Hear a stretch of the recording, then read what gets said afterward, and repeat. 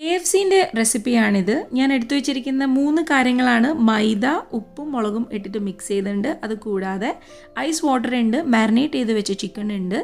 Marinate ചെയ്ത് വെച്ച chicken ഓരോ പീസായിട്ട് ഈ മൈദേൻ്റെ അകത്ത് ഡിപ്പ് ചെയ്യുക. എന്നിട്ട് നമ്മൾ ഐസ് വാട്ടറിൽ ഒന്ന് ഡിപ്പ് ചെയ്തെടുത്തിട്ട് വീണ്ടും ഒരു കോട്ടും കൂടി മൈദേൻ്റെത് കൊടുക്കുക. എന്നിട്ട് നമ്മൾ ഡീപ്പ് ഫ്രൈ ആണ് ചെയ്യേണ്ടത്.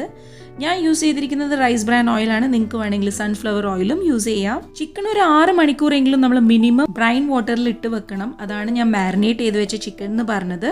അതായത് കുറച്ച് മോര്, അതിലേക്ക് ഇഞ്ചി വെളുത്തുള്ളി പേസ്റ്റ്, പിന്നെ മുളക് പൊടി, ഉപ്പ്, ഗരം മസാല, ഇതൊക്കെ ഇട്ട് നല്ലോണം മിക്സ് ചെയ്തിട്ട് ആ ഒരു വെള്ളത്തിൽ ചിക്കൻ പീസസ് നല്ലോണം സോക്ക് ചെയ്തിട്ട് 6 മണിക്കൂറെങ്കിലും മിനിമം നമ്മൾ ഫ്രിഡ്ജിൽ വെക്കണം, ഫ്രീസറിലല്ല. എന്നിട്ട് വേണം നമ്മൾ ഇങ്ങനെ ഫ്രൈ ചെയ്യാൻ. അടിപൊളി KFC ഇവിടെ റെഡിയായി. ഇനിയും നല്ല നല്ല വീഡിയോസിന് വേണ്ടിയിട്ട് സബ്സ്ക്രൈബ് ടു ചിൻസ് രുചി.